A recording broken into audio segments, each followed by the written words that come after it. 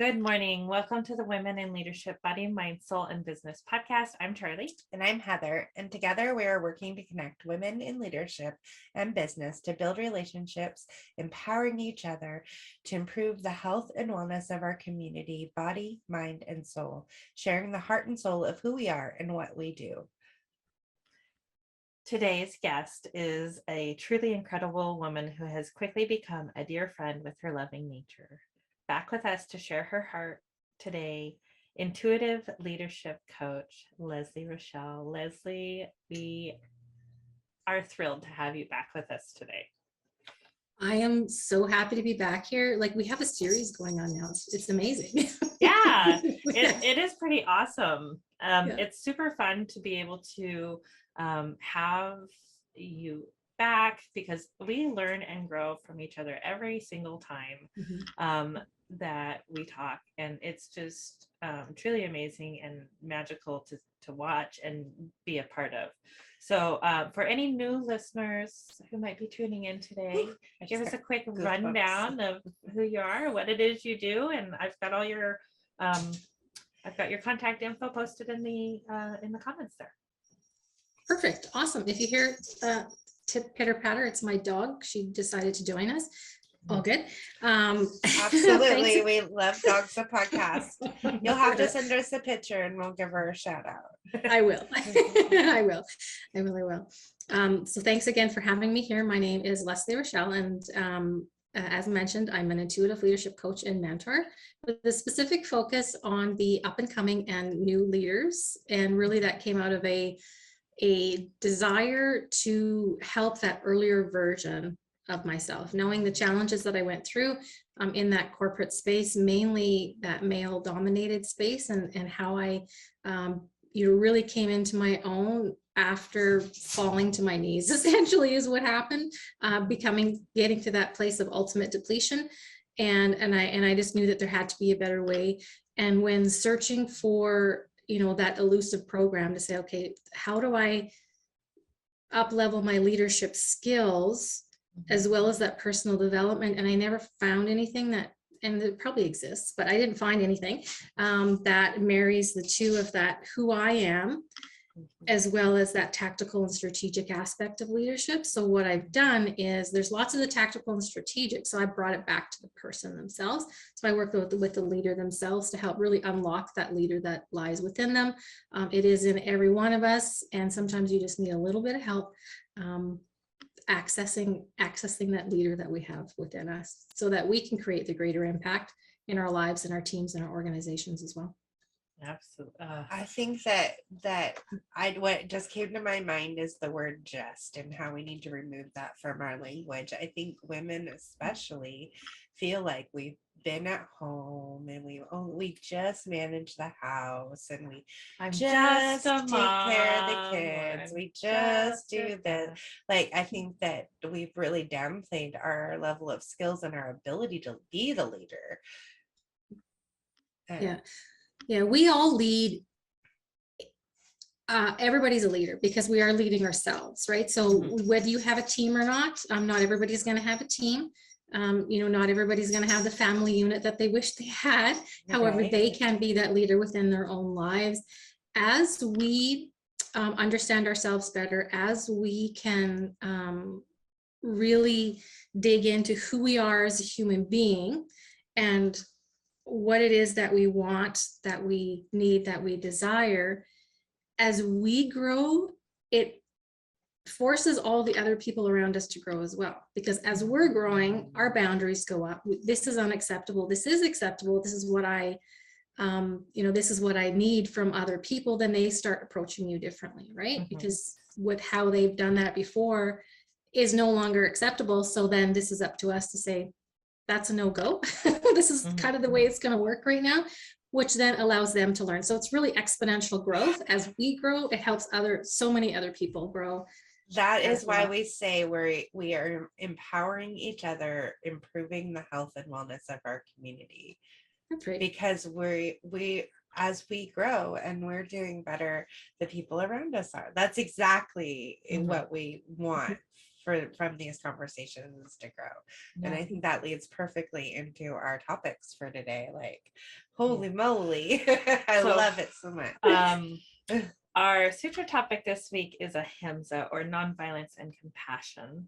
And our mindset topic this week is say yes to new experiences, which goes really well, I think, with what we talked to Leslie, and what is on her heart to share today is this life cause life effect concept idea. So would you share some more about that? Because I'm so excited. I love the way you talk about it. Awesome. I think it's something that's really important, and to be able to discuss, because there's two ways you can live your life. You can live your life at cause, or you can choose to live your life in effect. And it really is a choice. Regardless of your past circumstances, you can either live at cause and take 100% full responsibility for being where you're at. Regardless of the good, bad, or ugly things that have happened in your life, you are exactly where you are at because of the actions or inactions that you've taken. So when you can fully embrace that, your life gets a lot better. If, however, you are on the other end and blaming other people or situations or the justs, right, for being where you were at, you were really living in the effect. So that's the abundance versus the lack piece. And I am very well aware that terrible things happen to people in this world, and we call it lives. We call it, right? And you get to make a choice every single day. You get to decide red line and green line decisions, essentially. So is this action that I'm taking right now going to lead me to my greater goal, right? Or is it not? Is it going to push you further away? And so that's, the red line, green lines. It's a fun exercise. So is this decision I'm making today helping me get towards it, or is it actually taking me away from it? And then you get to make a choice, because everything is a choice. We can choose to stay stuck, or we can choose to move forward in our lives to get what we really want out of our lives, to have the most fulfilling life for us. Because success is, the definition of success for me is not going to be the same definition of success as either of you have, right? And your definitions of success are probably different there as well. So yeah, absolutely. It's very individual, because it's like for me, success is more about finding happiness within the journey of life. It's not like a one destination place. So I don't want to tie it to doing something. That's not success to me. Success to me is more about my mindset and how I'm handling life happening, because it just happens. And as you have that growth mindset, you are going to give, and the universe knows it, you are going to get plenty of opportunities to be able to up level yourself, which means you're going to get uncomfortable, which means then you're going to up level, then you get to experience new things, right? If you do the hard things now, life gets easier. If you do the easy things now, life gets harder. Yeah. And on that, we find that when we are getting ready to level up somewhere, anywhere, it doesn't really matter where, we face resistance. It's, like the universe is, testing us, like we had talked about earlier. It's the universe or God or whatever you believe in is testing you to see, are you ready? Are you ready for this next step? And before I give you more to handle, let's make sure you can handle what I already gave you. It's kind of like what it feels like, right? It's like peeling an onion. It's one layer, then we get to go to the next, then the next, then the next. Right? Yeah. And this is something you will do for the rest of your life. Yeah. And very, very forever. Few instances you hear of overnight success. It doesn't happen. 14 years in the making. Right? Overnight success. 14 years in the making. And, for me, I feel like I have been working my way in this direction my entire life, but that I had to go through some of the things that I have been through in order for the growth to happen. Because life's terrible things happen to amazing people every day. But it's again facing those challenges and growing and moving through them instead of letting it have that effect on you and hold you back. Yeah, our souls came here for a purpose.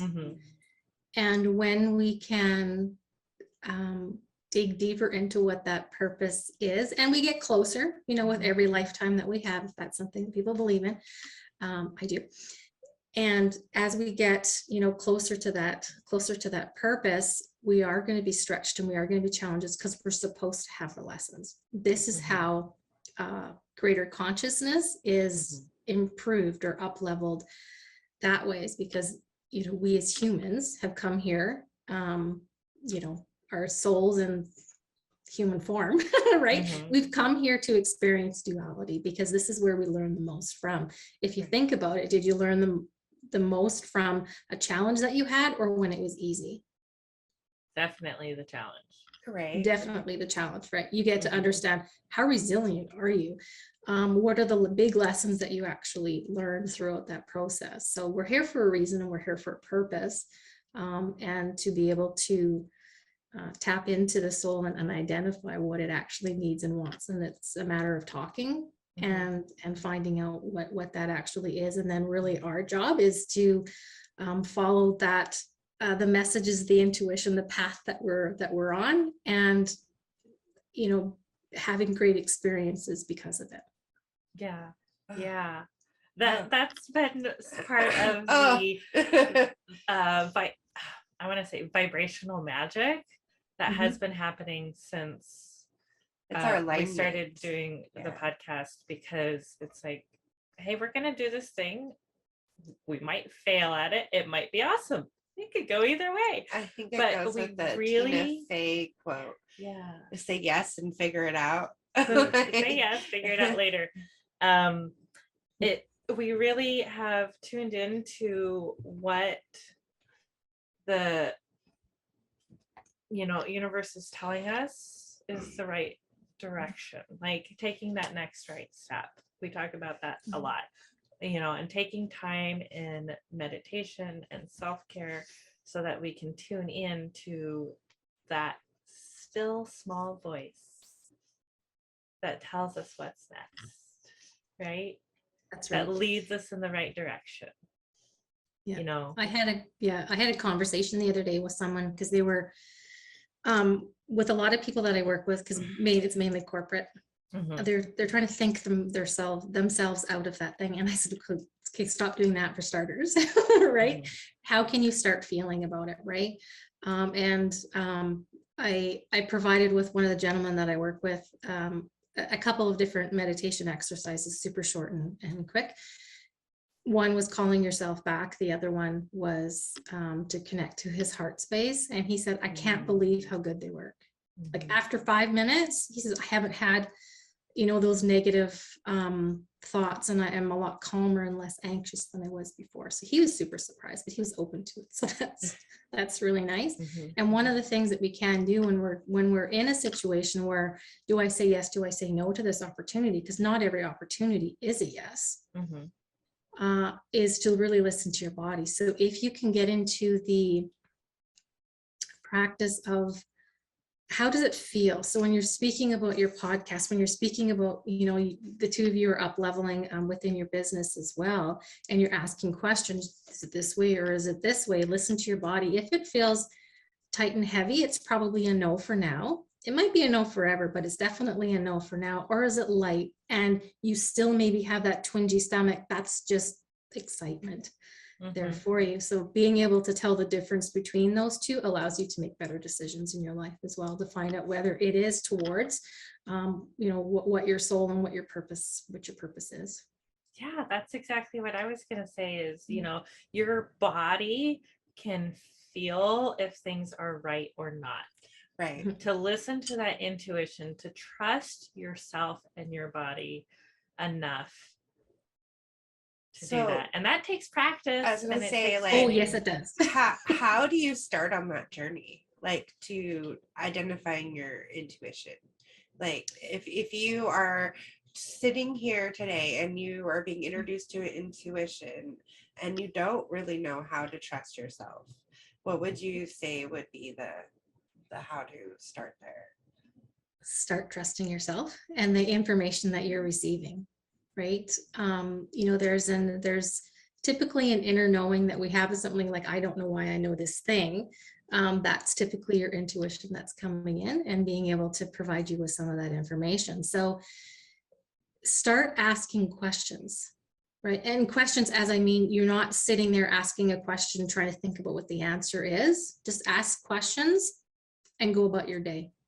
Right? When you are washing dishes, when you're driving your car, when you're in the shower, you're going to receive messages, right? It's because your brain is now relaxed, right? It's not preoccupied with the busyness of doing work and those types of things. And just start asking questions or start asking for signs and some obscure something, right? Not, you know, a black cat, because that's going to be something probably a little bit more typical, or a red car or anything like that. You can do that. But really just start asking questions and start listening, right?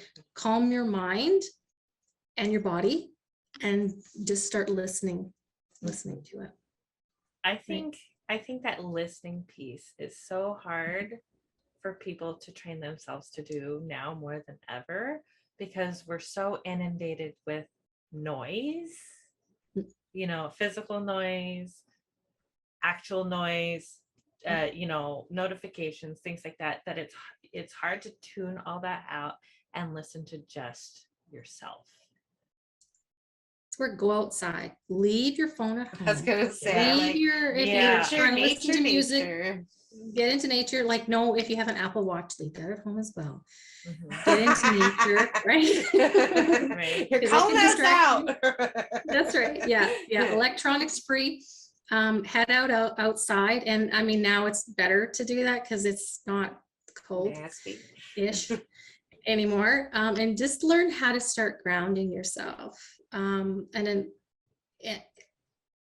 and earth yourself. So there's two different ways of doing that. So the earthing yourself is like putting yourself on the physical ground itself. So take off your shoes and your socks and just go stand in the grass or the ocean or it's the got beach, incredible benefits, right? Just standing lots in bare dirt. I just got like a flash of the Pretty Woman movie where she like takes him to the park and makes him take his socks and shoes off and stand in the grass. Just stand in the grass, feel the actual real grass. I was like, that's funny. But yeah, that's really connecting. And there's more to it. Oh, sorry. Yeah. For the grounding piece really is to just ground your energy. I mean, you can ground yourself sitting on a plane, right? But that earthing piece is really incredible as well too. So as you're grounding yourself, just really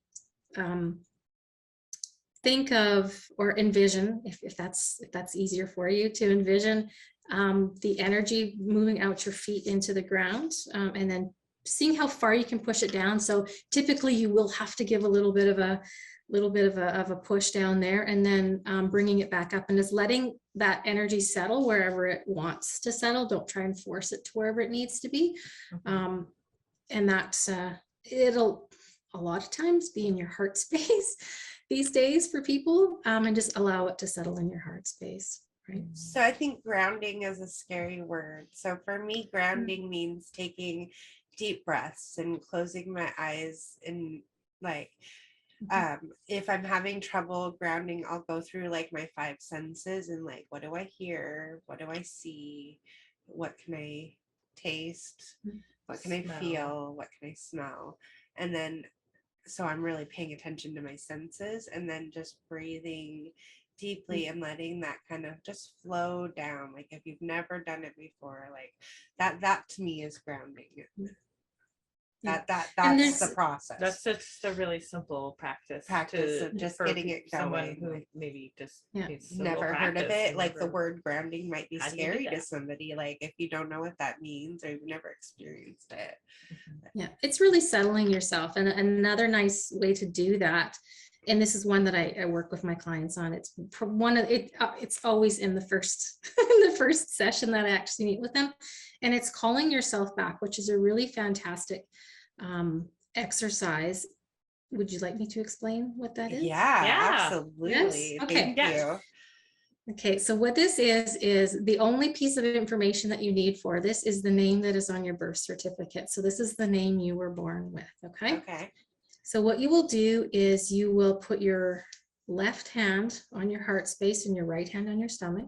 Okay. And the reason that we put our hands there is so we can focus on them. So when there's a pressure point on there, we're actually more focusing on them. If you want to, you can close your eyes.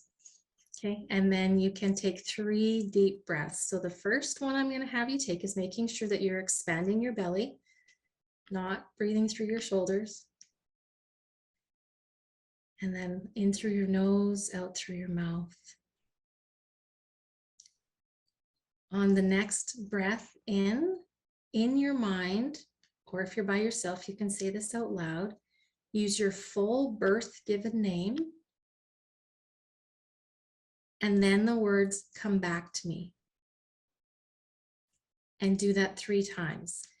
As you're doing that, envision your energy coming back to you. If you have trouble seeing the energy coming back to you, envision being wrapped in a nice warm blanket. It's wrapping around you. Do that 3 times. And then on the last one, you can open your eyes, wiggle your toes. So what that does is throughout the day, when we feel as though our energy is out with everything else, we're just go, go, go, and we're doing these things with your family, everything. All we need to do, and you might need to do it 25 times a day, just depending upon what's going on with your day or once. But what that does is it really brings your energy back to you and calms your system down, and it helps to get you centered again. So that again is another exercise. It's quick and simple and easy to do as well. It's with you always. Like you don't have to get anything. You don't have to, have any special tools. This is something you can do for yourself in a moment Anywhere. that is just for yourself. If you're driving, don't close your eyes, but you could. Oh, don't close your eyes and keep your hands on the steering wheel. You don't need to do that. But really what that does is it just helps us focus more on our heart space. Yes, it gets us out of our heads and somewhere else. Exactly. Yeah. Oh my goodness. I love that so much. Thank you so much for sharing that with us today. That is a great little tool to have in our little tool bag. It's fabulous. Thank you so much. You're very welcome. So as entrepreneurs, it's important for us to be giving into our communities, and we here at the podcast pick a cause of the quarter every quarter, and our cause of the quarter this quarter is called the Boogie Bin, and it is a local non-profit organization that collects gently used or new pet items for animal rescue. So they're helping bridge the gap between the people that need the things and the people that have the things, so that the people that need the things can focus on the babies that need the fur babies that need them. Right. And it's a great way to pass on things that are taking up space in your house that you no longer need, whether your animal outgrew them or is no longer with us. You might have some of these items that you can pass on and send that love on to another animal. And I think that's really awesome. So we're super happy to be supporting the Boogie Bin this quarter.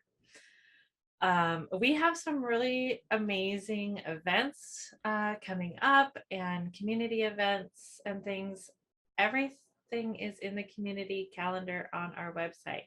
If you know of an event that is not on the calendar, let us know. We'd like to add it because we want that to be a place for you to go to see what's going on in our communities this weekend and how we can continue to support one another in business and in leadership, and just empowering each other, because it's so fun.